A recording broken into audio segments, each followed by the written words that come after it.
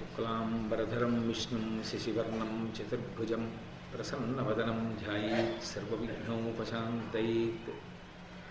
గురుర్బ్రహ్మా గురుర్విష్ణుః గురుర్దేవో మహేశ్వరః గురుః సాక్షాత్ పరబ్రహ్మ తస్మై శ్రీగురవే నమః.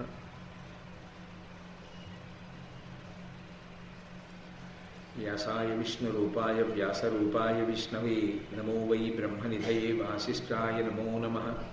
కూజంతం రామ రామేతి మధురం మధురాక్షరం ఆరుహ్య కవితాశాఖాం వందే వాల్మీకికోకిలం. శ్రుతిస్మృతిపురాణానాం ఆలయం కరుణాలయం నమామి భగవత్పాదశంకరం లోకశంకరం. వాగర్ధావివ సంపృక్తౌ వాగర్ధప్రతిపత్తయే జగతః పితరౌ వందే పార్వతీపరమేశ్వరౌ. సుప్తిం సమగ్రయతున స్వయమేవ లక్ష్మీః శ్రీరంగరాజమహిషీమధురైఃకటాక్షైః.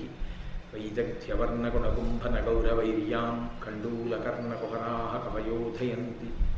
హైమోర్ధ్వపుండ్రమజహన్మకుటం సునాసం మందస్మితం మకరకుండలచారుగండం బింబాధరం బహుళదీర్ఘకృపాకటాక్షం. శ్రీవేంకటేశముఖమాత్మని సన్నిధత్తాం. విమలపటి కమలపుటి పుస్తకరుద్రాక్షసస్తహస్తపుటి కామాక్షి పక్ష్మలాక్షి కలిత విపంచి విభాసి వైరించి. మనోజవం మరుతతుల్యవేగం జితేంద్రియం బుద్ధిమతాం వరిష్టం వాతాత్మజం వనరయూధముఖ్యం శ్రీరామదూతం శిరసా నమామి. ఆపదామపహర్తారం దాతారం సర్వసంపదాం లోకాభిరామం శ్రీరామం భూయో భూయో నమామ్యహం. జైతు జైతు దేవో దేవకీనందనోయం జైతు జైతు కృష్ణో వృష్ణివంశప్రదీపః. జైతు జైతు మేఘశ్యామలకోమలాంగో జైతు జైతు పృథ్వీభరనాశో ముకుందః. నారాయణం నమస్కృత్య నరం చైవ నరోత్తమం దేవీం సరస్వతీం వ్యాసం తతో జయముదీరయేత్. హరి ఓం. పరమేశ్వర స్వరూపం సభకు నమస్కారం. సభాపర్వం పూర్తి చేసి పాండవులు ధర్మమునకు కట్టుబడినటువంటి వారై అరణ్యవాసానికి బయలుదేరుతున్నటువంటి సందర్భంతో నిన్నటి సభాపర్వం పూర్తయింది. ఆరణ్యపర్వ ప్రారంభమునందు పాండవులు అరణ్యవాసానికి బయలుదేరినటువంటి సందర్భంతో నన్నయ్య గారు దాన్ని ప్రారంభం చేశారు. పాండవులు ఉత్తర దిక్కుగా తమ ప్రయాణాన్ని ప్రారంభం చేసి అరణ్య ప్రవేశం చేస్తున్నారు. వారితో పాటుగా ఇంద్రసేనుడు అనబడేటటువంటి ప్రముఖమైనటువంటి సేవకుడు, ఆయనతో పాటుగా 14,000 మంది ఇతరులు సేవకులు రథాలు పూంచి బయలుదేరారు. కొన్ని వేల మంది బ్రాహ్మణులు వారిని అనుగమించారు. ఆ నగరంలో ఉండేటటువంటి పౌరులు వాళ్ళు వెళ్ళిపోతుంటే రెండు వైపుల రహదారులకు నిలబడి, అయ్యో పాండవులు వెళ్ళిపోతున్నారు, వాళ్ళు మహాధర్మాత్ములని ధర్మరాజు గారి దగ్గరికి వచ్చి ప్రార్థన చేశారు. అయ్యా మేము కూడా మీతో వచ్చేస్తాం అరణ్యానికి అంటే ఎందుకు వచ్చేస్తారని అడిగాడు ఆయన. వాళ్ళు చెప్పిన మాట చాలా గొప్ప మాట చెప్పారు. వాళ్ళు ఏదో పెదవుల వెంట వచ్చినటువంటి మాటలుగా చెప్పడం కాదు, వాళ్ళకు శాస్త్రీయమైనటువంటి ప్రమాణాన్ని చెప్పారు. ఎందుకు వచ్చేద్దాం అనుకుంటున్నారో ధర్మరాజు గారితో. సద్గుణములు కలిగినటువంటి వ్యక్తితో కలిసి తిరిగినంత మాత్రం చేత సద్గుణముల యందు ధర్మమునందు అనురక్తి ఏర్పడుతుంది. తనంత తాను మంచి పని చేస్తున్నవాడు అయినప్పటికీ అతని దుష్టాత్ముడు కాడు, దురాత్ముడు కాడు, మంచి పనే చేస్తున్నాడు, మంచి క్రియ ఎందే ఉన్నాడు. కానీ చుట్టూ దుర్మార్గులు ఉన్నటువంటి కారణము చేత ధర్మమునందు అనురక్తి నిలబడదు. ఈ కారణం చేత మేము మీతో వచ్చేద్దాం అనుకుంటున్నాము అన్నారు. అది నిజమే. ఆ మాట చాలా గంభీరమైనటువంటి వాక్యం. అది మనం సజ్జనులైనటువంటి వారితోటి, భగవద్భక్తులైన వారితోటి, ధర్మమునందు పూనిక కలిగిన వారితోటి తిరుగుతుంటే 1000 శాస్త్రములు చదువుకుంటే ఎంత పూనిక కలుగుతుందో, ఒక సజ్జనుడితో కలిసి తిరిగినంత మాత్రం చేత అంత పూనిక కలుగుతుంది. మనకి తెలియకుండానే వస్తుంది. ఎందుచేతన అంటే అడుగు తీసి అడుగు వేస్తే ఆయన ధర్మం గురించి ఆలోచిస్తూ ఉంటాడు. దీన్ని నేను ఇప్పుడు ఇలా అనుష్ఠించాలి, ఇలా పట్టుకొని ఉండాలి అనుకుంటాడు. ప్రతి చిన్న విషయానికి ధర్మాన్ని ఆలంబనంగా తీసుకుంటాడు. ఆ ఆలంబనంగా తీసుకుని ఆయన చూపించేటటువంటి సహనం, ఆయన జీవితంలో వచ్చేటటువంటి ఉద్ధాన పతనముల యందు ధర్మాన్ని విడిచిపెట్టకుండా ఉంచుకున్నటువంటి స్థితిని చూసినప్పుడు ఎన్నో శాస్త్రాలు చదివితే వచ్చేటటువంటి ఆ పూనిక సజ్జనుడైనటువంటి వాడితో కలిసి తిరిగినంత మాత్రం చేత వచ్చేస్తుంది. ఇంగువ కట్టినటువంటి బట్టకి ఇంగువ వాసన ఎలా వస్తుందో సజ్జనుడైన వానితో కలిసి తిరిగినటువంటి వాడికి సద్గుణములు అలా అలవడతాయి. విశేషించి ధర్మమునందు పూనిక కలుగుతుంది. అదే దురాత్ముడు కాకపోయినప్పటికీ, మంచివాడైనప్పటికీ, మంచి కార్యాన్నే చేస్తున్నప్పటికీ ఆయన చుట్టూ దుష్టాత్ములుండి ఎప్పుడూ అధర్మం గురించి ఆలోచిస్తున్నటువంటి వాళ్ళు ఉన్నారనుకోండి, వాళ్ళు తాత్కాలికంగా సుఖపడచ్చు, కానీ శాశ్వతంగా మాత్రం కష్టాన్ని అనుభవిస్తారు. ధర్మాన్ని పట్టుకున్న వాళ్ళు, ధర్మాన్ని విడిచిపెట్టినటువంటి వాళ్ళు. మీకు అదే ధర్మాన్ని పట్టుకున్న వాడికి అధర్మాన్ని పట్టుకున్న వాడికి తేడా అక్కడే ఉంటుంది. మీరు శ్రీరామాయణం చూడండి, ఒక అనుమానం వస్తుంది. రావణాసురుడు బతికున్నంతకాలం భోగాలన్నీ అనుభవించాడు, అధర్మాన్ని పట్టుకున్నాడు, ఆయన ఏం కష్టపడలేదు. చిట్ట చివర రామచంద్రమూర్తి చేతిలో చచ్చిపోయాడు యుద్ధంలో. ఎప్పుడో ఒప్పుడు చచ్చిపోవాలిగా, యుద్ధంలో చచ్చిపోయాడు, వీరమరణాన్ని పొందాడు, అయిపోయింది అక్కడితో. రాముడు ధర్మాన్ని పట్టుకున్నాడు. రాముడు చాలా కష్టాలు పడ్డాడు, అన్నీ ఇన్ని కష్టాలు కావు, అన్ని కష్టాలు పడ్డాడు. చిట్ట చివరికి రాముడు సింహాసనాన్ని అధిష్ఠించాడు. అప్పుడు కూడా ధర్మం కోసం మళ్ళీ భార్యకి దూరంగా జీవనం చేయవలసి వచ్చింది. ధర్మాన్ని పట్టుకున్నవాడు పడ్డ సుఖం ఏమిటి, అధర్మాన్ని పట్టుకున్నవాడు పడ్డ కష్టం ఏమిటి? ఏమిటి తేడా రెండింటికి? అప్పుడు ఏది మనకి సహజంగా ఆదర్శవంతంగా అనిపిస్తుంది? ఏమి రావణాసురుల్లా బతికితే వచ్చిన నష్టం ఏముంది? ఎవడు పడతాడు ఆ కష్టాలన్నీ? ఎందుకు వచ్చింది? ధర్మం పట్టుకుని రామచంద్రమూర్తి ఏం సంతోషపడ్డాడనిపిస్తుంది. కానీ అది కాదు.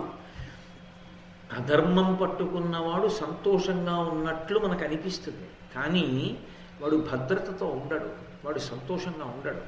నిజానికి మనసు లోపల ఎప్పుడూ ఉద్విగ్నతతోటే ఉంటాడు, ఎప్పుడూ భయంతోనే ఉంటాడు. భయానికి మరణము యొక్క మారుపేరు అని పేరు.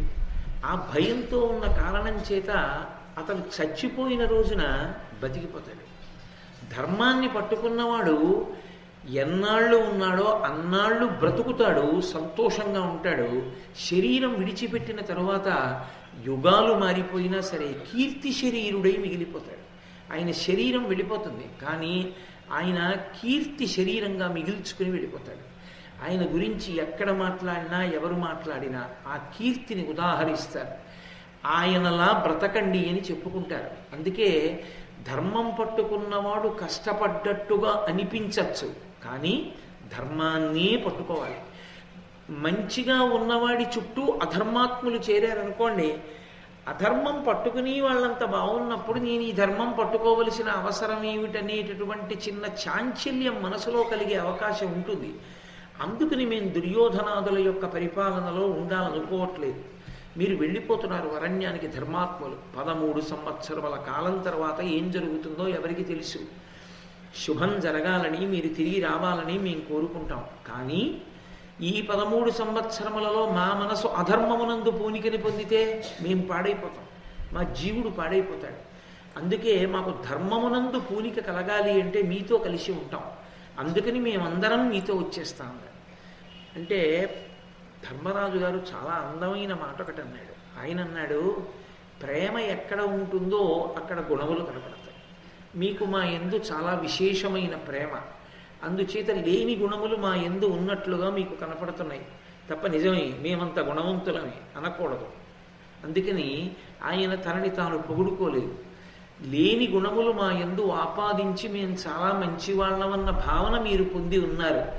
మీకు ధర్మమునందు ఉన్నటువంటి అనురక్తియే మిమ్మల్ని కాపాడుతుంది కదూ అని మనసులో సంకల్పం చేసుకుని, మీరు మాతో రావద్దు, మేము వెడుతున్నది అరణ్యవాసానికి. అరణ్యవాసం అంత తేలికైన విషయమేం కాదు, చాలా క్లేశభూయిష్టంగా ఉంటుంది. ప్రభు అన్నవాడు ప్రజలు సుఖపడేటట్టుగా చూడాలి తప్ప ప్రయత్నపూర్వకంగా కష్టపెట్టకూడదు. అందుకని మీరు జనపదంలోనే ఉండండి, నగరంలో ఉండండి అని చెప్పి ఆయన బయలుదేరి వెళ్ళిపోయాడు. ఆ పౌరులందరూ వెనక్కి తిరిగి వచ్చేశారు. ఆ వెళ్ళినటువంటి ధర్మరాజు గారు గంగానదీ తీరాన్ని చేరుకున్నాడు. గంగే ఏ పురాణంలో చూసినా సాధారణంగా 2 పేర్లు కనపడతాయి. ఒకటి గంగానది, 2 కాశీరాజు. వీళ్ళు ఈ 2 కనపడకుండా ఉండవు. కాశీరాజు గారి పేరు సాధారణంగా చెప్పరు పురాణంలో. కాశీరాజు గారి కూతుళ్ళు అంటారు, కాశీరాజు గారు అంటారు. ఆ కాశీ పట్టణానికి ఉన్నటువంటి గొప్పతనం అటువంటిది, ఆ గంగా నదికి ఉన్నటువంటి గొప్పతనం అటువంటిది. ఎంత కష్టంలో ఉండనివ్వండి, మనసు ఎంత సంక్షుభితంగా ఉండనివ్వండి, అసలు ఆ కాశీపట్టణ వాసము, ఆ గంగానది స్నానము, ఈ 2 అంత ప్రశాంతతని ఇచ్చేస్తాయేమో, అంత సంతోషాన్ని ఇస్తాయేమో అనిపిస్తుంది. అందుకే ఆ గంగానది తీరాన్ని చేరుకుని ప్రమాణము అనబడేటటువంటి ఒక పెద్ద మర్రి చెట్టు కిందకి చేరారు వీళ్ళు పాండవులు. చేరి తమ పురోహితుడైనటువంటి ధౌమ్యునితో కలిసి ఆ మర్రి చెట్టు కింద కూర్చుని ఉన్నారు. పందెం వేసినప్పుడు శకుని నియమం పెట్టాడు కదూ, వేర్లు, దుంపలు, తేనె, ఫలములు ఇటువంటివి తప్ప మాంసాహారాదులు భుజించకూడదు వాళ్ళు. అందుకని ఆ మర్రి చెట్టు కింద చేరి గంగానది స్నానం చేసి ఏదో తపస్సులో ఉన్నవారిలా జింక చర్మాన్ని కట్టుకుని అక్కడ కూర్చుని ఉన్నారు. అక్కడ కూర్చుని ఉన్నటువంటి సందర్భంలో అకస్మాత్తుగా ఒక విశేషం జరిగింది. పరుబడి అగ్నిహోత్రములు బంధులు శిష్యులు తోడరా మహీసురవరులెల్ల పాండు నృపసూనుల యుద్ధకు ప్రీతి నిగుదించిరి. బహు వేదఘోషముల చేసి నిరస్త సమస్త కిల్బిషోత్కరులగుచున్న ధన్యులు జగత్ పరిపూజ్యులు బ్రహ్మ సంహితులు. కొన్ని వేల మంది బ్రాహ్మణులు వచ్చారు. వాళ్ళందరెవరో వచ్చిన వాళ్ళు పరుబడి అగ్నిహోత్రములు బంధులు శిష్యులు తోడరా మహీసురవరులెల్లా. వాళ్ళందరూ నిత్యాగ్నిహోత్రీకులు. వాళ్ళు నిత్యము అగ్నిని ఆరాధన చేస్తారు. నిజానికి భారతీయ ధర్మమునందు సనాతన ధర్మంలో చాతుర్వర్ణముల వారు నిత్యాగ్నిహోత్రీకులే. అందరికీ అగ్నిహోత్రం ఉండాలి. అగ్నిహోత్రం బ్రాహ్మణులకొక్కరికీ కాదు. మీరు జాగ్రత్తగా శాస్త్రాన్ని చూస్తే మీకు అర్థమవుతుంది. 4 వర్ణముల వారికి అగ్ని ఆరాధన ఉన్నది. అసలు యథార్థంగా చెప్పాలంటే సనాతన ధర్మమునందున్నాడు అన్న మాటకు అర్థం ఏమిటంటే విశేషమైనటువంటి అగ్ని ఆరాధకుడు అని గుర్తు. అగ్నిని సనాతన ధర్మంలో ఆరాధన చేసినట్లుగా ఇక ఏ విశ్వాసమునందు మీకు అగ్ని ఆరాధన అంత గొప్పగా కనపడదు. అంత గొప్పగా ఆరాధన చేస్తారు. అసలు గృహస్థాశ్రమంలోకి ప్రవేశించగానే చేసే మొట్టమొదటి పని ఏమిటి అంటే అగ్ని ఆరాధనమే. అందుకే అది అర్ధరాత్రి 2 గంటలకి సుముహూర్తం అవనివ్వండి, ఎక్కడ ఆపు చేస్తారు అంటే ప్రధాన హోమం చేయించేస్తారు, రాత్రే చేయిస్తారు. ఆ ప్రధాన హోమం చేసేటప్పుడు అగ్ని ఎక్కడి నుంచి తీసుకురావాలి అంటే తండ్రి గారి అగ్నిహోత్రంలోంచి తీసుకురావాలి న్యాయంగా కొడుక్కి. తండ్రి అగ్నిహోత్రంలోంచి అగ్నిహోత్రం తీసుకొచ్చి కొడుకు వెలిగిస్తాడు. ఆ వెలిగించిన అగ్నిహోత్రాన్ని అతని భార్య సంరక్షిస్తుంది. అందుకు గృహస్థాశ్రమ ప్రవేశం. అలా అగ్నిహోత్రం లేకపోతే యథార్థానికి ఆ పత్తిని స్వీకరించి ఆమె పొందవలసిన పుణ్యాన్ని పోగొట్టినవాడే అవుతాడు పురుషుడు. చెయ్యట్లేదు కదా అని చెప్పి శాస్త్రాన్ని చెప్పనివాడు కృతజ్ఞుడు. ఉన్నమాట ఉన్నట్టు చెప్పాలి. కాబట్టి అసలు భార్యని స్వీకరించడం ఎందుకు అంటే అగ్ని సంరక్షణ కొరకు స్వీకరిస్తారు. ఇంట్లో ఉన్న అగ్నిహోత్రాన్ని ఆమె రక్షిస్తుంది. ఆమె వంట చేసుకుంటూ అటు తిరుగుతూ ఇటు తిరుగుతూ ఊక తీసుకొచ్చి ఆ అగ్నిలో వేస్తూ ఉంటుంది. ఆ అగ్ని రగులుతూ ఉంటుంది. దాన్నే మళ్ళీ యజ్ఞం చేసినప్పుడు విశేషాగ్నిగా పక్కన యజ్ఞగుండాన్ని ఏర్పాటు చేస్తారు. ఆ అగ్నిహోత్రం ఎప్పుడు అయిపోతుంది అంటే ఏ వ్యక్తి వివాహ సమయంలో ఆ అగ్నిహోత్రాన్ని ఆరాధన చేయడం మొదలుపెట్టాడో ఆ అగ్నిహోత్రాన్ని అతని శరీరం పడిపోయిన తర్వాత మళ్ళీ అతని కొడుకు దాన్ని ముందు పట్టుకుని బయలుదేరుతాడు. దాన్ని ముందు పట్టుకుని బయలుదేరి చితి పేర్చి ఈ అగ్నిహోత్రాన్ని రగల్చి ఇన్నాళ్ళు అగ్నిహోత్రంలో హవిస్సు ఇచ్చిన తండ్రినే హవిస్సుగా వేసేస్తాడు.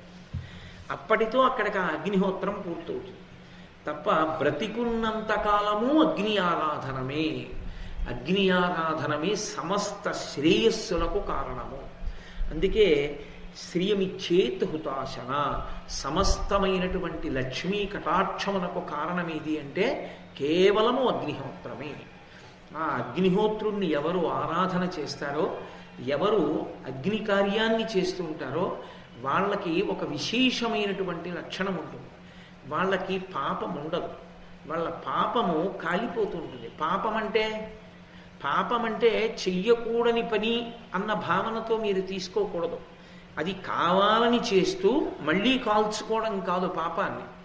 శాస్త్రమునందు ఎలా బ్రతకమని చెప్పి ఈశ్వరుడు మనకి శాసనం చేశాడో, తప్పనిసరి పరిస్థితుల్లో ఎప్పుడైనా అలా బ్రతకడంలో దోషం వస్తే తద్దోషము పాపము, అది ఈశ్వరుణ్ణి చేరడానికి అడ్డొచ్చింది. మీరు ఒక్క విషయం బాగా గమనించండి. నాకు దగ్గర ఎందుకు అవుతారు అంటే మీకు తేలిగ్గా అర్థం అవడానికి ఒక ఉదాహరణ చెప్తున్నాను. నాకు దగ్గర అయ్యేది దేనికి అవుతారంటే, నేను చేసేటటువంటి ప్రసంగాలు విని ఇతను నేను ఎలా చెప్తున్నానో అలా బ్రతుకుతున్నాడు, నన్ను నమ్మి ఉన్నాడు, ఇతను నేను చెప్పినవే పట్టుకుంటున్నాడు, వాటిని అనుష్ఠానం చేస్తున్నాడు, ఇతనిప్పుడు నన్ను మార్గదర్శకుడిగా స్వీకరించాడు, పాపం నేను చెప్పింది చేస్తూ ఉంటాడు అని నాకు తెలిసిందనుకోండి, నేను హక్కున చేర్చుకుంటానా చేర్చుకోనా? నన్ను నమ్ముకుని ఉన్నవాడు అని నా నెత్తి మీద పెట్టుకుంటాను. నాకు చాలా దగ్గరైన వాళ్ళందరూ ఆ కారణానికి దగ్గరయ్యారు కూడా. కాబట్టి నేను చెప్పిన మాట విన్నవాళ్ళు నాకు దగ్గరైతే పరమేశ్వరుడికి దగ్గర అవడానికి కారణం, పరమేశ్వరుడు చెప్పిన మాట విన్నవాళ్ళు పరమేశ్వరుడికి దగ్గర అవుతారు. పరమేశ్వరుడు ఎక్కడ చెప్పాడు? వేదంలో చెప్పాడు. ఇలా బ్రతకండని చెప్పాడు. అలా బ్రతికిన వాళ్ళందరూ ఈశ్వరుడికి దగ్గరైపోతారు. ఎవడు బ్రతకడో, ఎవడు బ్రతకడానికి ఇచ్చగించడో వాడు దూరం అవుతాడు. అక్కడక్కడ తన ఉద్దేశ్యం లేకపోయినా ఒక్కొక్కచో పొరపాటు జరగచ్చు.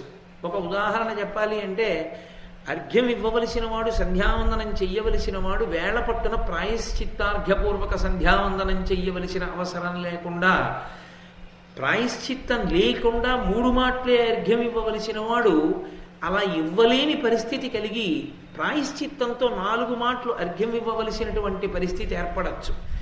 ఎక్కడో ఎప్పుడో ఎవరినో కించిత్ కోపం వచ్చి అనకూడని మాట ఒకటి అని ఉండి ఉండవచ్చు. అవన్నీ పాపాలే. ఇప్పుడు ఆ పాపాలు దేనివల్ల పోతాయంటే అగ్ని ఆరాధనము చేత పోతాయి. అందుకే వాళ్ళు ఎక్కడికైనా వెళ్ళిపోవలసి వచ్చింది అనుకోండి, అంటే కొడుకు చేస్తాడు, ఒకవేళ శిష్యులు ఉంటారు, ఆ శిష్యులు నిజానికి ఉపనయనమైనటువంటి వ్యక్తి, ఉపనయనము అన్న మాటకు అర్థం ఏంటంటే నయనము అంటే దగ్గరగా వెళ్ళుట, దేనికి దగ్గరగా వెళ్ళుట, నయనము వెళ్ళుట, దగ్గరకు, దేని దగ్గరకు వెళ్ళాలి? దేని దగ్గరికి వెడతాడంటే గురువు గారి దగ్గరికి వెడతాడు. గురువు గారి దగ్గరికి పంపిస్తాడు. గురువు గారి దగ్గరికి పంపించడానికి చీకటి అయిపోతుంది. ఒక్కొక్క రోజున చీకటి అయిపోతే మరునాడు తీసుకెడతారు గురువుగారు వచ్చి. చీకటి అయిపోతే ఉత్తినే ఉండకూడదు కనుక గురువుగారి అగ్నిహోత్రంగా భావించి ఉపదేశం తండ్రి చేస్తాడు కనుక తండ్రి గారి అగ్నిహోత్రంలో అమంత్రకంగా, మంత్రం లేకుండా సమిధ వేస్తూ ఉంటాడు. ఎక్కడ బ్రహ్మచారి ఉన్నా అది చెయ్యాలి. బ్రహ్మచారులు తండ్రి గారి అగ్నిహోత్రంలో మంత్రం లేకుండా సమిధ వేస్తుంటారు. నేను ఇప్పటికీ కొన్ని ఊళ్ళు వెళ్ళినప్పుడు కొందరు మహాత్ముల ఇంట నేను ఆతిథ్యం స్వీకరించేటటువంటి అదృష్టం కలిగింది నాకు. వాళ్ళ ఇళ్లలో చూస్తుంటాను, తండ్రి గారి నిత్యాగ్నిహోత్రం ఉంటుంది. ఆ నిత్యాగ్నిహోత్రంలో కొడుకు సంధ్యావందనం చేసుకుని సమిధాదానం చేస్తుంటాడు, సమిధ వేస్తూ ఉంటాడు. భార్య గారు ఆ అగ్నిహోత్రాన్ని కాపాడుతూ ఉంటుంది. ఈయన ప్రతిరోజు కూడా అగ్నిని ఆరాధన చేస్తాడు. ఎవరు అలా అగ్నిని ఆరాధన చేస్తారో వాళ్ళకి కిల్బిషములు ఉండవు, పాపములు ఉండవు. వాళ్ళ పాపము నిరంతరము దహనమైపోతూ ఉంటుంది. అందుకే అటువంటి వారు ఎక్కడ ఉన్నారో, అటువంటి వారు ఎక్కడ తిరుగుతారో, అటువంటి వారు ఎక్కడికొచ్చి కూర్చుంటారో, అటువంటి వారు ఎవరి పట్ల ప్రేమతో ఉంటారో వారు ఉన్నతికి వస్తారు. కారణమేమి? పాపము లేనివారు. వారి నోటి వెంట వచ్చిన మాట చాలు, వారొక్క మాట అంటే అది ఆశీర్వచనం అవుతుంది. అది ఆశీర్వచనమై అవతల వారికి అంగరక్ష అవుతుంది. అటువంటి మహాత్ములు వాళ్ళు ఆత్మారోపణం చేస్తారు అగ్నిని. అంటే ఎక్కడికైనా చాలా కాలం వెళ్ళవలసి వచ్చిందనుకోండి, చాలా దూరం కొన్ని రోజుల పాటు ప్రయాణం చేసి వెళ్ళిపోతున్నారు అనుకోండి, కొద్ది దూరం అయితే అగ్నిని మూట కట్టి పట్టుకెడతారు. చాలా దూరం వెళ్ళిపోవలసి వచ్చిందనుకోండి, అగ్నిని ఆత్మారోపణం చేసుకుంటారు, ఆత్మలోకి ఆరోపణం చేసుకుని పెడతారు. వెళ్ళి దాన్ని మళ్ళీ బయటికి తీసి మళ్ళీ అగ్ని రగలుస్తూ ఉంటారు. రామచంద్రమూర్తి యొక్క అరణ్యవాసమునందు జరిగినటువంటి విశేషాలు మీరు గమనిస్తే రామాయణంలో ఆయన ఒక్కొక్కచో ఆత్మారోపణం చేసుకుని ప్రయాణం చేశాడు. అటువంటి వారు యథార్థమునకు ఊరికి ఒక్క 10 కుటుంబాలున్నా సరే వాళ్ళ చేత ఆ ఊరంతా కూడా వృద్ధిలోకి వస్తుంది. అందుకే ఇప్పటికీ నేను మీతో సభాముఖంగా ఇవాళ ఈ విషయం చెప్పేస్తున్నాను, కానీ ఇప్పటి వరకు నేను ఎన్నడూ చెప్పని విషయం, ఏ సభలోనూ ఎక్కడా చెప్పని విషయం మీతో చెప్తున్నా ఇవాళ. అంత పవిత్రమైన సందర్భం వచ్చింది కాబట్టి. అటువంటి మహాపురుషుల యొక్క జీవితాలలో వాళ్ళు బయటికి వచ్చి మాకు ఇది లేదని కూడా ఎవరిని అడగరు. అందుకే అటువంటి కుటుంబాల యొక్క పోషణ భారాన్ని ఎవరు స్వీకరించాలంటే పీఠాలు స్వీకరించాయి. ఇప్పటికీ అటువంటి కుటుంబాలను, ఎన్నో కుటుంబాలని శృంగగిరి పీఠం, కామకోటి పీఠం పోషిస్తున్నాయి. నాకు తెలుసు చౌల సంస్కారం కూడా యథావిధిగా చేసుకున్నటువంటి కుటుంబాలు ఉన్నాయి. నేను ఆయా ప్రదేశాలకు వెళ్ళినప్పుడు వాళ్ళ ఇళ్ళకి వెళ్ళి ఆ పిల్లలకి చౌలం కూడా అంత శాస్త్రీయంగా, చౌల సంస్కారం అంటే ఉపనయనానికి ముందే చేస్తారు చౌలం.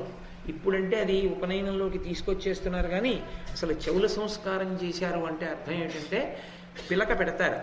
ఆ పిలక ఎప్పుడు తీయాలి అంటే ఒకే ఒక్క కారణానికి ఆ శిఖ తీసేస్తారు.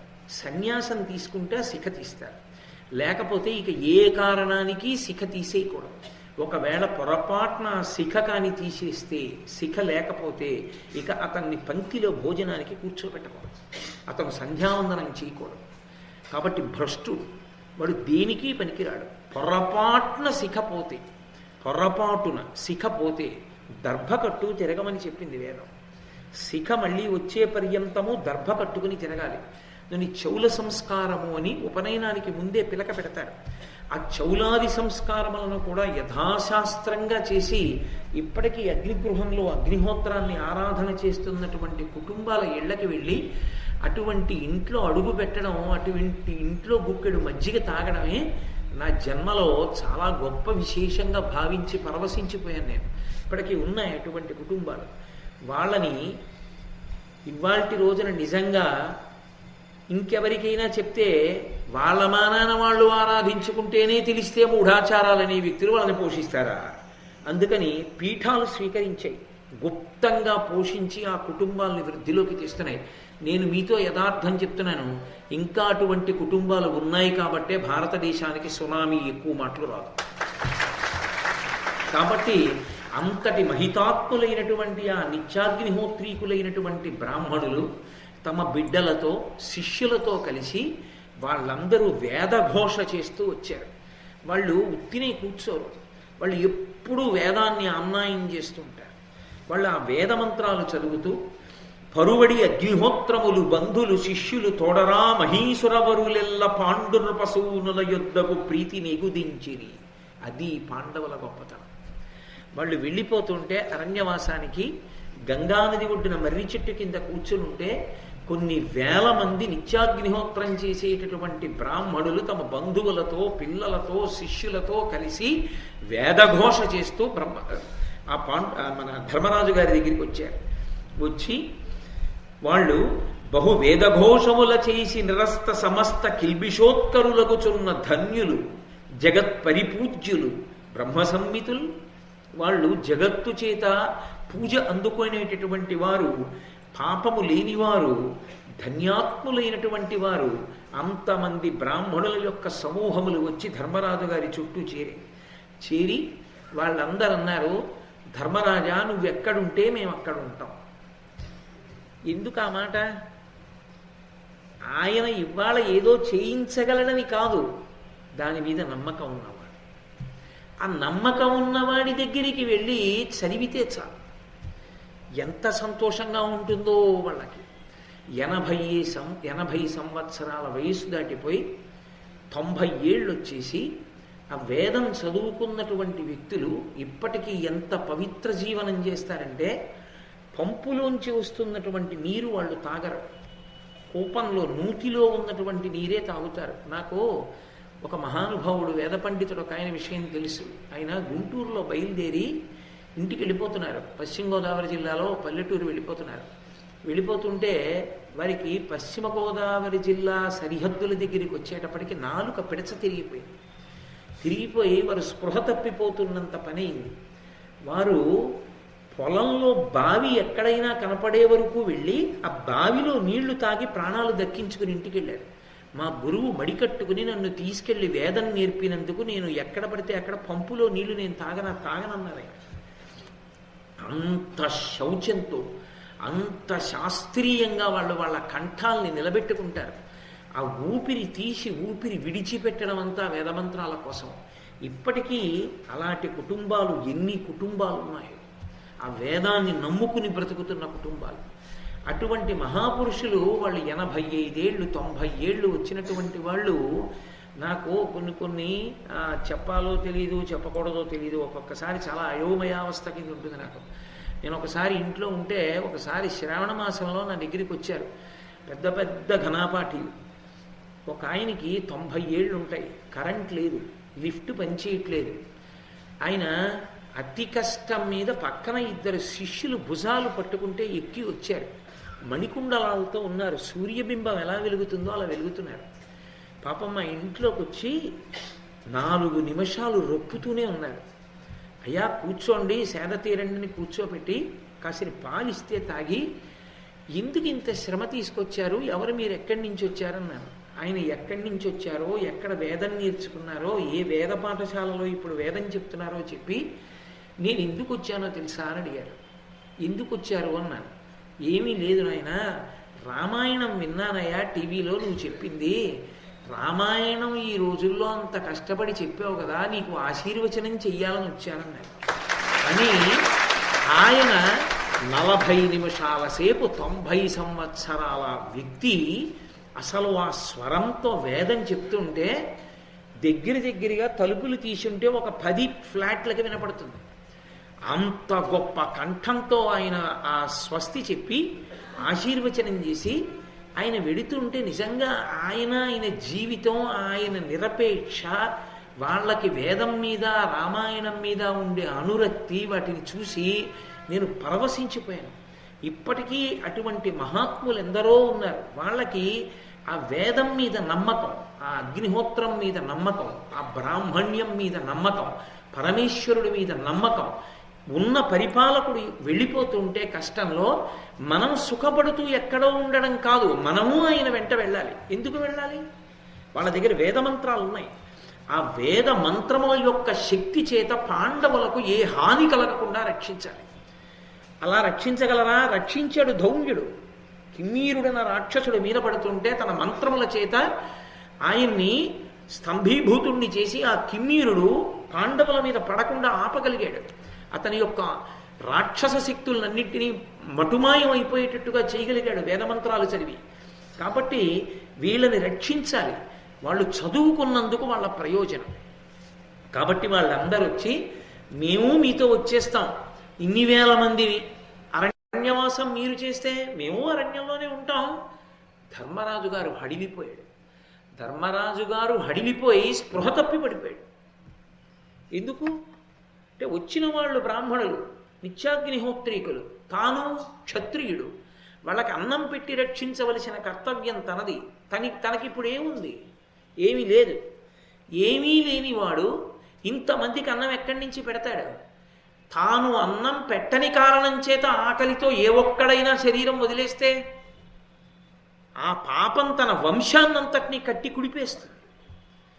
కాబట్టి మహానుభావుడు ఆయన జోక్యం చేసుకుని, అందుకే ఆ సమయానికి ఆ సలహా ఇవ్వగలిగినటువంటి వాళ్ళు ఉండాలి. ఇప్పటికీ ఆంధ్రదేశంలో ఎందరో వేద పండితులు ఘన జట చెప్పుకుంటున్నటువంటి వాళ్ళు ప్రతీ నెల కొంత సంభావన పుచ్చుకొని కడుపు నిండా అన్నం తిని వేదం మీద నమ్మకంతో బ్రతకగలుగుతున్నారు అంటే కారణం ఎవరో తెలుసా? కంచికామకోటి పీఠాధిపత్యం వహించినటువంటి ప్రాతస్మరణీయులు మహాపురుషులు చంద్రశేఖరేంద్ర సరస్వతి మహాస్వామి వారు అప్పటి ముఖ్యమంత్రితో మాట్లాడి, అలా వేదాన్ని నమ్ముకున్న కుటుంబాల్ని రక్షించడం మన కర్తవ్యమని తిరుమల తిరుపతి దేవస్థానం ద్వారా వేదం చదువుకున్న పండితులందరికీ కూడా కొంత భృతి ఏర్పాటు చేసి ఆ వేదం చదువుకున్న కుటుంబాలు నిలబడడానికి కారణమైన మహాపురుషులు పరమాచార్య స్వామి. ఇప్పటికీ నేను వెంకటాచలాది క్షేత్రాలకు వెళ్ళినప్పుడు కొంతమంది వృద్ధులైన వేద పండితులు కనపడి ఇదంతా పరమాచార్య స్వామి గారు పెట్టిన భిక్షనైనా మాకు అంటుంటారు. ఆయన సకాలంలో ఆయన యొక్క స్థానాన్ని సద్వినియోగం చేసి జోక్యం చేసుకుని ఎన్నో బ్రాహ్మణ కుటుంబాలని రక్షించారు. దాని వలన రాష్ట్రము ప్రభుత్వము సంక్షేమంతో ఉండాలని, దాని వలన అందరూ సుఖంగా ఉండాలని ఆయన చేయించవలసినటువంటి పని చేయించారు మహానుభావుడు. అలా ఒక్క బ్రాహ్మణుడు అన్నం లేక పడిపోతే సుక్షత్రియుడైనటువంటి నేను ఆ బ్రాహ్మణుడు పడిపోవడానికి కారణం కానా?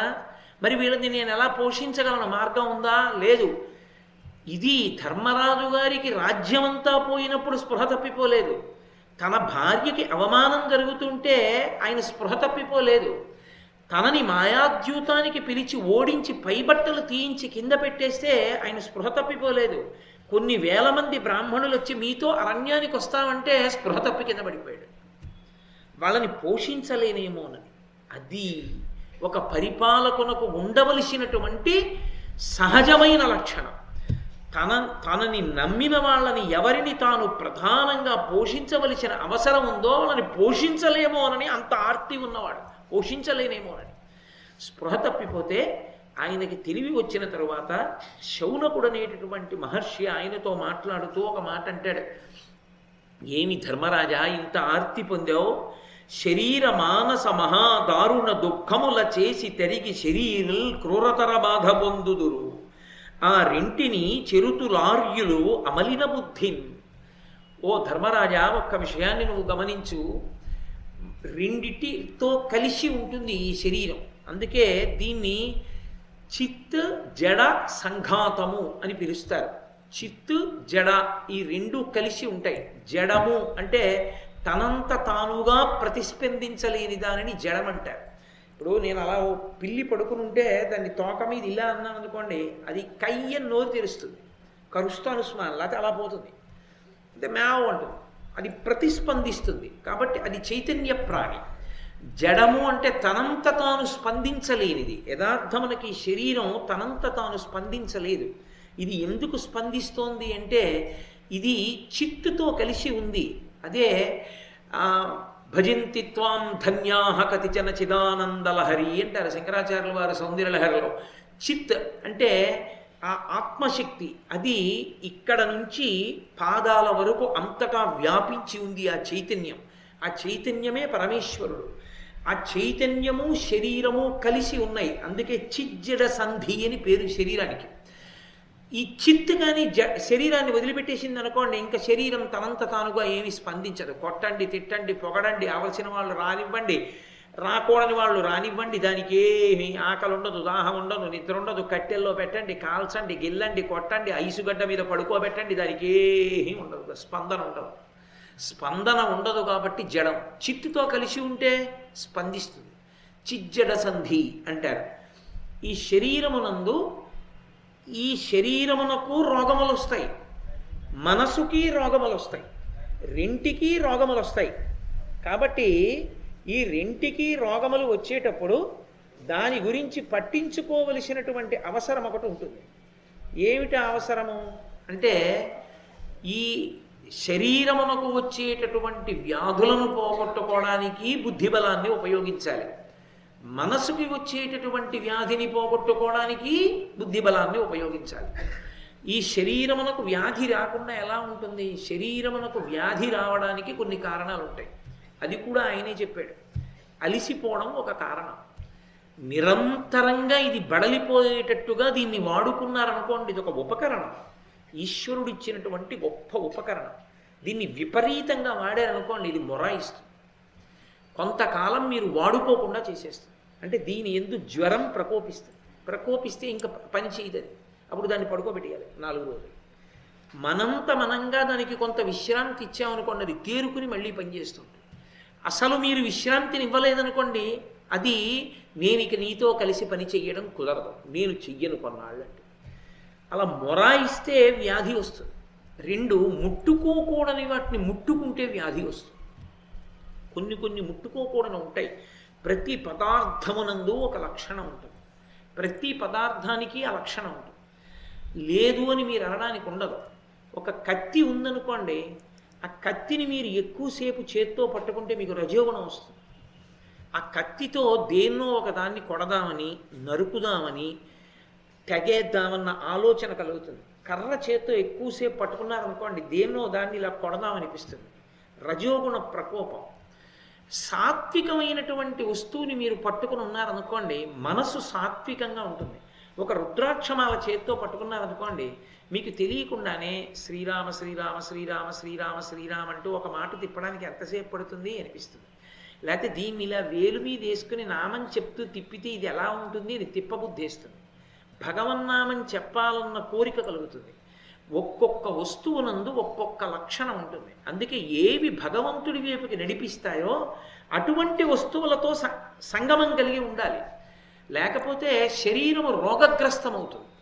శరీరము రోగగ్రస్తమైనప్పుడు బుద్ధినే వాడాలి. ఎందుకు ఇది రోగగ్రస్తమవుతోంది, ఏ కారణం చేత ఈ రోగం దీనికి వచ్చి ఉంటుంది ఆలోచించి ఆ రోగం పోవడానికి కావలసినటువంటి స్థితిని బుద్ధి చేత వాడాలి. అంతేగాని బెంగ పెట్టేసుకుంటే శరీరానికి వచ్చిన అనారోగ్యం పోదు కదా, పెరిగిపోతుంది. బెంగ చేత పోదు, బుద్ధిని వాడడం చేత పోతుంది. బుద్ధిని వాడినప్పుడు ఓ 10 రూపాయలు ఖర్చు అవుతాయి, 10 రూపాయలు ఖర్చు అయిపోయాయని బెంగ పెట్టుకుంటే వ్యాధి పోదు. 10 రూపాయలు పోవడం కూడా వ్యాధి యొక్క లక్షణం. కాబట్టి 10 రూపాయలు పోతే పోయాయి అని బుద్ధితో దీనికి నేను కొంతకాలం విశ్రాంతినివ్వవలసిన అవసరం ఉంది. ఇప్పుడు ఇది మళ్ళీ ఆ వ్యాధిని తగ్గించుకుని మళ్ళీ పూనికతో పనిలోకి వస్తుంది. అప్పటి వరకు నేను వేచి ఉండాలని కొద్దిగా ఎదురు చూడగలిగిన లక్షణం ఉండాలి. అంతేకాని మృత్పిండల్లా కొద్దిగా అనారోగ్యం రాగానే ఇక నేల మీద పడిపోయిన మట్టి ముద్దలా ఉండకూడదు. మీరు చూడండి, చాలామందిలో ఒక లక్షణం ఉంటుంది.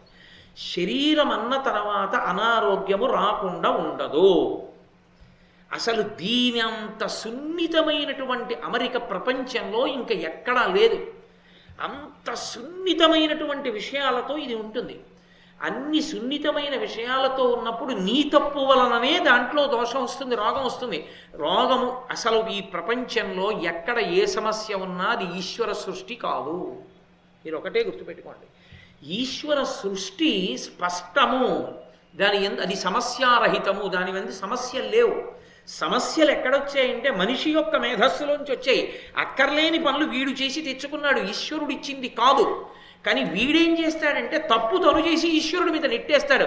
నాకు ఈ రోగం ఎందుకు పెట్టాడంటాడు. ఎందుకు పెట్టాడంటే నిన్ను ఎవడు చేయమన్నాడు ఆ పని? ఒళ్ళు దగ్గర పెట్టుకుని ముందు నుంచి తెల్లవారకట్ట ఓ అరగంట నడిచుంటే నీకు మధుమేహం ఎందుకు వస్తుంది? నా ఒళ్ళు బాగుంది కదా అని నడవడం మానేశావు, మధుమేహం వచ్చింది. ఇప్పుడు చచ్చినట్టు నడుస్తున్నావు.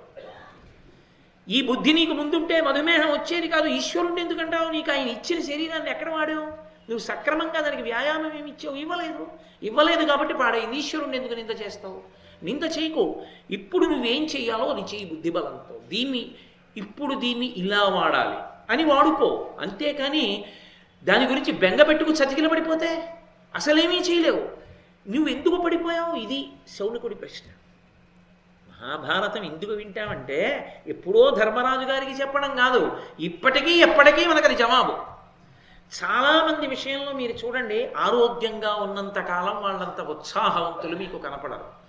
కించిత్ అనారోగ్యం రానివ్వండి, వాళ్ళంత చతికిల పడిపోయే వాళ్ళు ప్రపంచంలో వేరొకరు. రెండూ కూడా రెండు తీవ్రమైనటువంటి కోణాలు. అంత అత్యుత్సాహమూ పనికిరాదు, అంతటి నిరాశావాదమూ పనికిరాదు. అనారోగ్యం వచ్చింది శరీరానికి, అంత చతికిల పడిపోక్కర్లేదు. దానికి తగిన విశ్రాంతి దానికి ఇచ్చి జాగ్రత్తగా ఎదుర్కొనే ప్రయత్నం చెయ్యాలి. అది బుద్ధిమంతుడి లక్షణం. బుద్ధితో తట్టుకోవాలి. రెండు, మనసుకి కష్టం వస్తుంది. మనసు పైకి శరీరంలా కనపడదు, కానీ దానికో కష్టం వస్తుంది ఒకప్పుడు. ఏదో నువ్వు అనుకోనటువంటి సంఘటనలు కొన్ని జరుగుతాయి. 365 రోజులు మనం బ్రతికినన్నాళ్ళు ఒకేలా బ్రతకడం ఎప్పుడూ సాధ్యం కాదు. ఒకప్పుడు నీ ఇంటికి వచ్చిన వాళ్ళందరికీ తలుపు తీసి నువ్వు మాట్లాడావు. ఓ 4 నెలలు నీ ఇంటికి ఎవరిని రాకుండా ఉంచవలసిన సందర్భం కూడా నీకు రావచ్చు. ఒకప్పుడు నువ్వు చతికిలబడిపోక్కర్లేదు. దానికి నీకు వచ్చిన దానిని ఎందుకు వచ్చిందో, అది ఎంత మంగళప్రదమో ఎంత శుభప్రదమో, నీకు అది ఎంత కర్తవ్యతానిష్టతో కూడుకున్నదో చూసుకుని నువ్వు సంతోషంగా ఇంకొక ప్రత్యామ్నాయాన్ని ఏర్పాటు చేసుకోవాలంతే. తప్ప ఏదో మనసుకో చిన్న కష్టం వస్తుందో, కష్టం అనేటటువంటిది మనసుకి శరీరం అంతా బాగుంది, ఆరోగ్యం బాగుంది, రక్తపోటు లేదు, ఏమీ లేదు, కానీ మనసు బాధపడే సంఘటన ఏదో జరిగింది. ఏదో జేబులో పెట్టుకున్న పరుసు దేవాలయంలో కొట్టేశాడు ఎవరో. అరే దేవాలయంలో పరుసు పోయిందిరా, బాధపడింది, మనసు బాధపడింది. వెంటనే బుద్ధి చేత నువ్వు ఆలోచన చేస్తే నీకో సంతోషం కలుగుతుంది. నీ జేబులోని పరుసు, నువ్వు ఆ పరుసులోని డబ్బు కూడా ఎవరివి? నువ్వు ఏ దేవాలయానికి వెళ్ళావో వాడివి. నీకే 2 కొడుకులు ఉన్నారు. ఓ కొడుకు దగ్గర 10,000 ఉంది, ఓ కొడుకు దగ్గర 2,000 ఉంది, నీ దగ్గర 5,000 ఉంది. 2,000 రూపాయలున్న కొడుక్కి 10,000 రూపాయలు అత్యవసరంగా కావలసి వచ్చింది. నువ్వు నీ దగ్గర 5,000 ఇచ్చి ఇంకెంత కావాలరా? 3,000 కావాలా? ఒరే పెద్దాడా ఇలారా 3,000 వాడికి అన్నావు. కొడుకు పెద్దవాడు 3,000 రెండో వాడికి ఇచ్చాడు. ఒరే వాడికి 3,000 ఇచ్చేయాలి సుమా అంటావా? పెద్దవాడు ఇవ్వాలి, అందుకని ఒరే ఇయ్యి, ఓ 3,000 ఇయ్యి అన్నాడు. ఒకనాడు అవసరం అవుతుంది, చిన్నవాడితో పెద్దవాడికి ఇప్పిస్తావు. నీ కొడుకులు నీ వాళ్ళు, నీ కొడుకుల సొత్తు నీది, నీ సొత్తు నీది, ఇది నీది అని నువ్వు అనుకున్నప్పుడు నీ కొడుకుల సొత్తు పట్ల నువ్వు స్వతంత్రంగా ఇప్పించావా లేదా? నేను నా జేబులో పరుసు అన్నీ పరమేశ్వరుడు అని ఉపన్యాసాలు చెప్తున్నాను. చెప్పినప్పుడు పరమేశ్వరుడు నన్ను చూడగానే ఒరే వీడేరా రోజు చెప్తాడు, ఈశ్వరా అన్నీ నీవంటుంటాడు వీడే, అందుకని వీరే వాడికి పాప అవసరం ఉంది, వాడు నీ జేబులో చెయ్యెట్టి తీసుకుంటాడు, నీకు తెలియకుండా చూస్తాను, వాడు పట్టుకుపోతాడు అని వాడికి ఇప్పించేశాడు. ఇప్పుడు ఆ గుడికి వచ్చిన వాళ్ళందరిలో కల్లా ఈశ్వరుడికి దగ్గర వాడు ఎవరు? నువ్వే. కాబట్టి అంత సంతోషంగా నీ డబ్బు వాడికి ఇప్పించాడు. పెంకివాడు ఉంటాడు, నాది నాదే అన్నవాడు ఉంటాడు, వాడి డబ్బు నీదేరా బాబు నాకెందుకు వద్దంటాడు తండ్రి. మాట వినని వాడిది పుచ్చుకుంటాడా, వినేవాడిది పుచ్చుకుంటాడా? కాబట్టి ఇప్పుడు నువ్వు ఈశ్వరుడికి చాలా దగ్గరవాడివి, బుద్ధితో ఆలోచించావు, ఎంత సంతోషంగా ఇంటికి వెళ్ళిపోతావు. ఈశ్వరా నేను నీకు దగ్గరయ్యాననడానికి ఇదొక ఉదాహరణ అని సంతోషంగా వెళ్ళిపోయి ఈ విషయాన్ని నలుగురికి చెప్పుకుని, అవునో ఈశ్వరుడు తీసుకున్నాడు పరసలో డబ్బున, నమచ్చోరాయిచ శిష్ప్యాయిచ భైన్యాయిచ శకత్యాయిచ ప్రవాహ్యాయిచ అని రుద్రం చెప్పడం ఎందుకు? నమచ్చోరాయిచ దొంగ రూపంలో తీసుకుంటాడు ఒక్కొక్కసారి నీకు తెలియకుండా, ఎనస్థీషియా ఇచ్చి ఆపరేషన్ చేసి. కాబట్టి చోరుడి రూపంలో ఈశ్వరుడే తీసుకున్నాడు ఎవరికో ఇవ్వడానికి అని నువ్వు అనుకుంటే, నేను ఈశ్వరుడికి దగ్గరయ్యానన్న భావనతో నువ్వు సంతోషాన్ని పొందావా లేదా? బుద్ధి చేత ఆలోచించి మనసుకు వచ్చిన కష్టాన్ని పోగొట్టుకోవాలి, శరీరానికి వచ్చిన కష్టాన్ని, రోగాన్ని బుద్ధినే ఉపయోగించి పోగొట్టుకోవాలి. రెండిటికీ బుద్ధి ఆధారం. ధర్మరాజా ఇలా చతికిలబడిపోయావేంటి? ధర్మానుష్ఠానము గొప్ప కాదు, ధర్మానుష్ఠానమునందు వచ్చేటటువంటి వైక్లభ్యములను తట్టుకోవడానికి శక్తి కావాలి, దానికి సహనం కావాలి.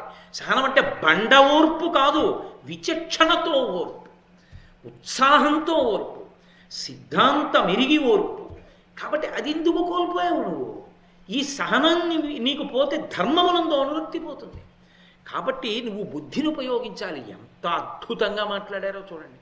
అసలు ఒక్కొక్కసారి అనిపిస్తుంది, భారతీయ ఋషులు కన్నా గొప్ప సైకియాట్రిస్టులు ప్రపంచంలో ఎక్కడైనా ఉంటారా అనిపిస్తుంది.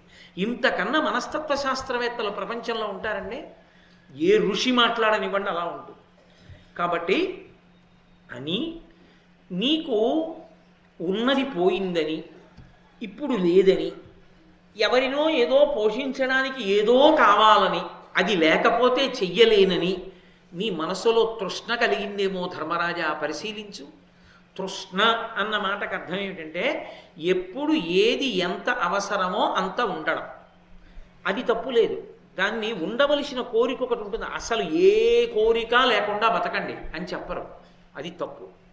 గృహస్థు అలా ఉండాలని ఎవ్వరూ చెప్పకూడదు, గృహస్థు అలా ఉండాలని చెప్పకూడదు, గృహస్థు అలా ఉండకూడదు. గృహస్థాశ్రమంలో ఉండి సన్యాసిలా బతకడానికి వీలు లేదు, అలా ఉండకూడదు. గృహస్థులా బ్రతకాలి. గృహస్థుకి కోరికలు ఉండాలి. నాకో కొడుకు ఉండాలని, నాకో కూతురు ఉండాలని, నా కూతురు అల్లుడు చక్కగా సంతోషంగా ఉండాలని, నాకు మనవలు పుట్టాలని, నాకు మునిమనవలు పుట్టాలని, వాళ్ళని నేను చూడాలని నేను కోరుకోవాలి. అది మహదైశ్వర్యం. నా ఇంట పసిపిల్లల ఏడుపు పరమేశ్వరుడు నన్ను మెచ్చి ఇచ్చినటువంటి మహాద్భుతమైనటువంటి వరం. అలా ఏడిచే పిల్లలు లేక కోట్లున్న వాళ్ళు ఏడుస్తున్నారు, పక్కకెళ్ళి కళ్ళొత్తుకుంటున్నారు. నా ఇంట అలా ఏడవలసిన అవసరం లేకుండా పసిపిల్లల ఏడుపు వినపడడం పరమేశ్వరానుగ్రహానికి ప్రతీక. నేను తాతనవడం ఈశ్వర కృప. కాబట్టి ఎక్కడ ఈశ్వరుడు ఏది ఇచ్చాడో నువ్వు ఏది కోరుకోవాలో అది కోరుకోవాలి. కోరిక కోరడం తప్పు కాదు, అపరిమితమైన కోరికలు ఉండడం తప్పు. అది తృష్ణ. కోరికకి తృష్ణకి తేడా ఏమిటి అంటే, చెప్పులు వేసుకోవడం కోరిక, చీనాంబరాలు కట్టుకోవాలనుకోవడం తృష్ణ. చెప్పులు వేసుకోవడం కోరిక అని నేను ఎందుకన్నానో తెలుసా? నా దగ్గర ఎంత డబ్బు ఉండనివ్వండి, నా పాదానికి సరిపడనంత మాత్రమే వేసుకుంటాను చెప్పు. నా దగ్గర డబ్బులు ఎక్కువ ఉన్నాయండి, బొత్తిగా అంత సైజు ఎందుకు, పెద్ద చెప్పులు ఇవ్వండి అని వేసుకుంటానా? వేసుకోను. ఒక్క 20 రూపాయలు తక్కువ వచ్చాయండి, ఓ అంగుళం తక్కువ ఉన్నా పర్వాలేదు, చిన్న చెప్పులు ఇవ్వండి అని వేసుకుంటానా? వేసుకోను. ఖచ్చితంగా నాకు సరిపోయినంత చెప్పులే నేను వేసుకుంటాను. తనకు సరిపోయిన సైజు చెప్పులు వేసుకోవడం ఎలాంటిదో కోరిక ఉండడం అలాంటిది. కోరిక అలా ఉండాలి. తృష్ణ, నీకు ఒక నూలు పంచి ఉంటే చాలు, చక్కగా కట్టుకుని వెళ్ళొచ్చు. అది కాకుండా కాశ్మీర్ పట్టు పంచొక్కటి నాకుంటే ఎంత బాగుండో అరణ్యకాండ చెప్పడానికి అనుకుంటే నేను అరణ్యకాండ చెప్పడానికి అనర్హుణ్ణి. నీకు కాశ్మీర్ పట్టు పంచి ఎందుకు భారతం చెప్పడానికి? నీకు పంచెల చాపు ఉంటే చాలు. దానికి ఎంత అంచు ఉండాలి? దానికి భారతానికి సంబంధమే లేదు, అంచు ఉంటే చాలు కాదు. తృష్ణకి కోరికకి ఉండే తేడా ఇది. ఈ రెండిటికి మధ్యలో ఉన్న చిన్న సరిహద్దు చెరిగిపోయిందా, మరిచిపోయావా? నాకు అనుమానంగా ఉంది ధర్మరాజా. అది సర్వదోషములకాస్పదం, అది దురితక్రియానుబంధంబులకు మొదలు నిరంతర దుఃఖప్రదమని మనితలచి తృష్ణబాతురు సుమతుల్. సుమతుల్ మంచి మతి కలిగినటువంటి వారు, బుద్ధి కలిగినటువంటి వారు ఒక మాట అంటారు, ఆ తృష్ణ సర్వదోషములకాస్పదము. ఆ తృష్ణ అన్నది ఉందే అంటే దానికి అంతేం ఉండదు. ఎంత నాకుండాలన్న దాని విషయంలో ఏ విధమైనటువంటి ఆలోచన ఉండదు. ఇంకా ఉండాలి. ఎంత ఉండాలి? దానికి అర్థమేముంది? ఒక పశువు తన పిల్లలకి అన్నం సంపాదించుకోవడం రాగానే వదిలిపెట్టేస్తుంది. ఓ పక్షి ఎగరడం వచ్చి ఆహారం సమకూర్చుకోవడం రాగానే తన పిల్లను వదిలేస్తుంది. ఒక్క మనుష్యుడు మాత్రం ఎన్ని తరాలకైనా సరే కావలసినంత తానే సంపాదించి దాచేస్తానంటాడు. కారణం, డబ్బు అనేటటువంటిది ఒకటి మాధ్యమం వచ్చింది కాబట్టి. కడుపుకి తినడం అన్న మాటే వస్తే ఎవడు ఎంత దాస్తాడు? డబ్బన్న మాటకు అర్థమే ఉంది. ఎంత దాచినా దాచాలని అనిపిస్తుంది. ఇంకా పనికొస్తుంది, ఇంకా పనికొస్తుంది, ఇంకా పనికొస్తుంది. అందుకే అర్థము అన్న మాటకు అర్థం ఏమిటంటే సుఖ భోగ ఉపకరణ సంచయము. దాన్ని అర్థం అంటారు. భోగములను అనుభవించడానికి కావలసినటువంటి సమస్త సముదాయముల యొక్క రాశికి అర్థమని పేరు. ఇప్పుడు మీరు ఎన్ని సంపాదించుకుంటూ వెడుతున్నా ఇక చాలు అని అనిపించదు. డబ్బు తృష్ణ పక్క పక్కన పెట్టారనుకోండి, ఈ రెండు చాలన్న మాటతో ఆగవు. ఇవాళ ఒక కోరిక కోరాడు, దానికి తగ్గ డబ్బు తెచ్చాడు, ఈ కోరిక తీరింది, మళ్ళీ ఇంకో కోరిక పుడుతుంది. ఆ కోరిక తీర్చడానికి మళ్ళీ డబ్బు పట్టుకొస్తాడు, ఆ డబ్బు కోసం మళ్ళీ పరిగెడతాడు, మళ్ళీ పరిగెత్తి మళ్ళీ డబ్బు పట్టుకొస్తాడు, మళ్ళీ పోస్తూ ఉంటాడు, మళ్ళీ తీరుస్తూ ఉంటాడు, మళ్ళీ పరిగెడుతూ ఉంటాడు, మళ్ళీ తెస్తూ ఉంటాడు. తృష్ణ అంటే ఆర్పజాలనిది. తృష్ణ అన్న మాట వినగానే మీకు ఒకటి గుర్తు రావాలి, మృగతృష్ణ. నిజమైన తృప్తి దానిలో లేదు. మృగతృష్ణ ఏం చేస్తుందంటే పరిగెత్తించి పరిగెత్తించి చంపేస్తుంది.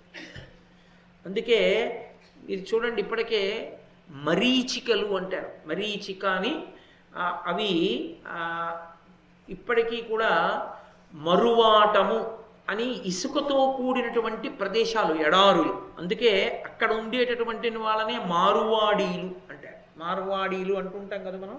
ఆ ఇసుక ఎడారి ప్రాంతంలో ఉంటారు కాబట్టి వాళ్ళకి ఆ పేరు వచ్చింది. రాజస్థాన్ ప్రాంతంలో ఉంటుంటారు కాబట్టి అక్కడ మృగతృష్ణ అని ఉంటుంది. మృగతృష్ణ అంటే మృగమునకు దాహం వేస్తుంది, అది తలెత్తి చూస్తుంది, దూరంగా నీళ్లు ఉన్నట్లు కనపడుతుంది. అక్కడ నీళ్లున్నాయని దాహంతో పరిగెడుతుంది ఇసుకలో. ఆ పరిగెత్తడంలో దాహం ఎక్కువైపోతుంది. అక్కడికి వెళ్ళి చూస్తే ఆ చెరువు ఇంకా ముందుకెళ్ళి ఉన్నట్లు కనపడుతుంది. మళ్ళీ పరిగెడుతుంది, మళ్ళీ పెడుతుంది, మళ్ళీ అక్కడికి పరిగెడితే మళ్ళీ ముందుకెళ్ళినట్టు కనపడుతుంది. ఆ నీటి కోసం పరిగెత్తి పరిగెత్తి పరిగెత్తి పరిగెత్తి ఆఖరికి ఆ మృగతృష్ణయందు నీళ్లు దొరకనే దొరకవు. అది పరిగెత్తి పరిగెత్తి స్పృహ తప్పి శరీరాన్ని విడిచిపెట్టి చచ్చిపోతుంది. తృష్ణ మృగతృష్ణ. దాని వలన సుఖం ఉండదు, తాను అనుభవించేది ఏమీ ఉండదు, పరిగెడుతూ ఉంటాడు అంతే. అలా పరిగెత్తి పరిగెత్తి పరిగెత్తి పరిగెత్తి ఎంత సంపాదించావన్నదాన్ని కాదు, ఈశ్వరుడు ఏం చూస్తుంటాడంటే ఎలా సంపాదించావన్నదాన్ని చూస్తుంటాడు. ఎలా సంపాదించావన్నది నీ జీవుడితో కారణంగా వస్తుంది. ఎంత సంపాదించావన్నది శరీరం పడిపోయాక బిడ్డలు గెలిపారు. ఎంతో సంపాదించాడు, కడుపున ఎంతమంది పుట్టారో అంతమంది పెట్టి భాగించి తీసుకుంటారు. ఎలా సంపాదించావన్నది జీవుడి వెంట పాపంగా వెళ్ళిపోతుంది, దానికి అనుభవిస్తాడు ఉత్తర జన్మల్లో. అందుకని మృగతృష్ణ పరిగెత్తి పరిగెత్తి ఉపయోగం లేదు. ఆ పరుగులో ఏమైపోతుందంటే ధర్మరాజా, అది సర్వదోషముల కాస్పదము, అన్ని దోషములు దాని ఎందే ప్రవర్తిల్లుతాయి. అది మది దురిత క్రియానుబంధంబులకు మొదలు, మనసులో సమస్తమైన చెడ్డ పనులు చెయ్యాలనేటటువంటి తలంపు కలగడానికి కారణము అక్కడే ఉన్నది. నిరంతర దుఃఖప్రదమది, అది ఎప్పుడూ సంతోషదాయకం కాదు. అలా దుఃఖ కారణమై తను బడలిపోతుంటాడు, అలిసిపోతుంటాడు, పరిగెడుతుంటాడు, తిరుగుతుంటాడు. వస్తే ఒక భయం, దీన్ని ఎలా నిలబెట్టుకోవాలని, పోతే ఒక భయం పోతోందని. అసలు అది సుఖానికి ఎప్పుడు కారణమైంది? చెప్పుగా ఉన్నప్పుడు సుఖానికి కారణమైంది. నీ కోరికకి ధర్మబద్ధమైన కోరికలు కొన్ని ఉంటాయి. నేను అన్నానికి ఒకటి దగ్గర చెయ్యి చాపకూడదు, ఆ అన్నానికి నాకు ద్రవ్యం ఉంటే. నేను ఉండడానికి ఓ ఇల్లు ఉండాలి, ఆ ఇల్లు ఉంటే. నేను కట్టుకోవడానికి బట్ట ఉండాలి, బట్ట ఉంటే. నా కొడుక్కి నేను కొంత ఇవ్వాలి, అలా నేను దాయగలిగితే. నేను ఒకళ్ళ దగ్గర చెయ్యి చాపవలసిన అవసరం లేకుండా నా కనీస అవసరాలు గడిచిపోతే, నేను కడుపులో మనసులో సుఖంగా ఉంటే, నాకన్నా ఐశ్వర్యవంతుడు లోకంలో ఇంకొకడు లేడు. తృప్తి చేత ఐశ్వర్యం తప్ప బాహ్యంలో ఉన్నదాని చేత ఐశ్వర్యం ఎలా ఉంటుందండి? బాహ్యంలో ఎన్నో ఉండొచ్చు, నువ్వు అనుభవించింది ఎంత నాకు చెప్పు. నువ్వు ఏం సుఖంగా ఉన్నావు? ఏమైనా సంతోషంగా ఉన్నావా? నువ్వు బయటికి వస్తే నలుగురు నిన్ను చూసి ధర్మాత్ముడండి అంటారా, కీర్తివంతుడండి అంటారా, ఆయనలా బ్రతకమని ఎవరైనా అంటారా, నిన్ను ఆదర్శంగా ఎవరైనా తీసుకుంటారా? అంతవరకు ఎందుకు నువ్వు శరీరం వదిలిపెట్టేస్తే తమంత తాముగా అన్నం తినకుండా ఒక్క 10 కుటుంబాలు ఉంటాయా? ఏమన్నం సహిస్తుందండి? ఏం వండుకుంటాం? ఎంతటి మహానుభావుడండి వెళ్ళిపోయాడు ఆయన, ఏమన్నం సహిస్తుంది అని. ఇంకా పక్కింట్లోంచి శవం తీలేదని వాళ్ళు పలహారం చేయకుండా ఉండడం కాదు, నువ్వు శరీరం వదిలేశావని అన్నం సహించక అన్నం వండుకోకుండా ఉండిపోయిన కుటుంబాలు ఒక్క 10 ఉండేటట్టుగా బ్రతకగలిగావా? అథవా 5 కుటుంబాలు. ఏం సహిస్తుందండి వాళ్ళ అన్నమా? ఏమన్నం తిన్నాం అని 2 రోజులు మతి లేకుండా ఒక్క 5 కుటుంబాలు అలా ఉండిపోయేటట్టుగా నువ్వు జీవించగలవా? ధన్యుడవు. నీ బ్రతుకు ఒక అర్థం ఉంది. అలా లేదు. ఏ 60 ఏళ్ళు ఉన్నావా, 70 ఏళ్ళు ఉన్నావా, 80 ఏళ్ళు ఉన్నావా, ఏమిటి దానివల్ల ప్రయోజనం? ఏమిటి సాధించినట్టు? ఎవరి కొరకు బ్రతికినట్టు ఆ బ్రతుకు? ఏ ధర్మం ఆచరించినట్టు? ఎవరికి ఆదర్శవంతమైనట్టు తాను? కాబట్టి అది దుఃఖప్రదం. ఏదో సంతోషపడతాను అనుకుంటున్నాడు కానీ దుఃఖాన్ని అనుభవిస్తాడు ఆ తృష్ణతో ధర్మరాజా. కాబట్టి దుఃఖప్రదమని మదతలచి తృష్ణ బాతురు సుమతులు, అది మనసులోకి రాకూడదని తృష్ణ దగ్గరికి రానివ్వరు. ఎవరు మంచి బుద్ధి కలిగిన వాళ్ళు తృష్ణని దూరంగా పెడతారు. కోరిక ఉండడం తప్పు కాదు, కోరిక ఉండవచ్చు. కాబట్టి ఇవి విని ధర్మరాజు గారు అన్నాడు, ధనం వలన చాలా ఇబ్బందులు ఉన్నాయన్నాడు కదా శౌనకుడు. ఆకాశంలో ఎగిరే పక్షులు, భూమి మీద ఉన్న జంతువులు కూడా దేని వంక చూస్తూ ఉంటాయంటే మాంసం కోసం చూస్తూ ఉంటాయి. అది చాలా పెద్ద మాట సుమండి. మీరు జాగ్రత్తగా పసిగడితే మీరు అసలు ఆ ఒక్క మాట చాలు జుగుప్స కలగడానికి.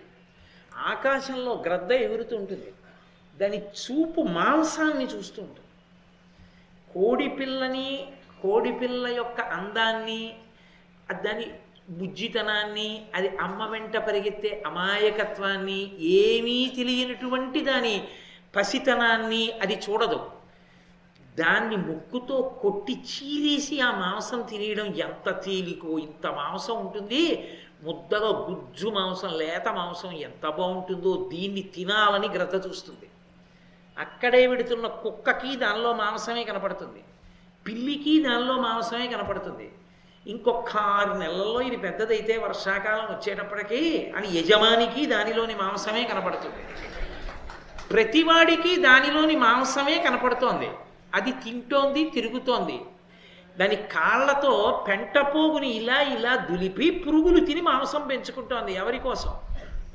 ఆ కుక్క ఎత్తుకుపోతుందో, ఆ పిల్లి ఎత్తుకుపోతుందో, యజమాని తింటాడో, లేకపోతే అదిగో గ్రద్ద ఎత్తుకుపోతుందో. కనపడ్డ వాటన్నిటికీ దానిలోని మాంసం కనబడినట్టు డబ్బున్న ప్రతివాడికున్న డబ్బే కనబడుతుంది చూసే వాళ్ళందరికీ. దాన్ని తిందామని చూస్తారు. ఎవడో ఎక్కడో ఉంటాడు ధర్మాత్ముడు, వాడికి ఒక్కడికే దక్కర్లేదు తప్ప డబ్బుండి సుఖపడతాననుకుంటున్నావేమో, అది దానికోసమే చూస్తారు, వాడి గురించి కాదు. ఆ డబ్బు కావాలి. అందుకని డబ్బు దుఃఖహేతువు. ధనం లేదు, ధనం లేదు, ధనం లేదంటావేం ధర్మరాజా? ధనం లేదని ఏడుస్తావేంటి? తప్ప ఆ మాట రాకూడదు. ధర్మానికి ధనానికి సంబంధం లేదు, ధర్మము కాపాడుతుంది. ధనం లేదంటావే? అమ్మో, ఎంత పెద్ద మాట వాడాడండి మహానుభావుడు. అసలు సుఖంగా ఉండడానికి హేతువేది? ధర్మమే. కాబట్టి ధర్మబద్ధమైన ధనము కూడా ధర్మముతో సమానమే. కాబట్టి దాని గురించి బెంగ పెట్టుకోకని చెప్తే ధర్మరాజు గారు అన్నాడు, నేను డబ్బు లేదని బెంగ పెట్టుకోలేదయా, నా ధర్మం పోతోందనే నేను బెంగ పెట్టుకుంటున్నాను. ఎందుకు పోతుంది నా ధర్మం అంటావా? అర్ధలాభాపేచ్ఛ నాకెన్నండు లేదు, మహీసురాగ్రగణ్యుల నచ్చుగ్ర కాననాంతరమున ఎవ్విధంబున భరియుంతు నొక్కొయని ఇప్పుడు వగచద అనవద్య గుణయుక్తి అనగా మా ఎట్టి గృహస్థ తతికి పోష్యుల నెయ్యడ బ్రోవక యుండను విప్రుల అతిథుల హృదయ పుచ్చజనునే నిజ ధనంబు సంవిభాగించి ఈవలయు సాధురక్షవలయజేయ అభిమతాశ్రమంబులందు గృహస్థాశ్రమంబ కాద యుత్తమంబు వినగా. నేను ఎందుకు బాధపడుతున్నానో తెలుసా శౌనక?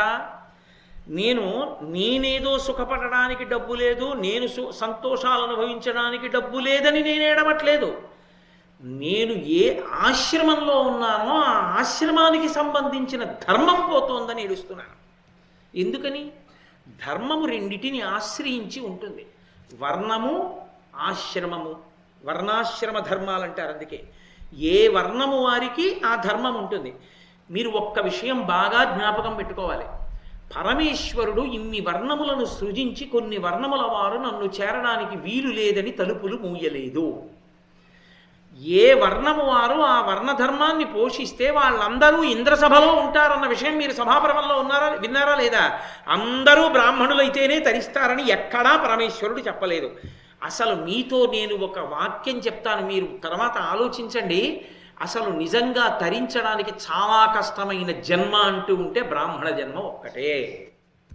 చాలా కష్టం తరించడానికి ఏది అంటే బ్రాహ్మణ జన్మ. చాలా తేలిక తరించడానికి ఏది అంటే 4వ వర్ణం. వాళ్ళు తరించినంత తేలికగా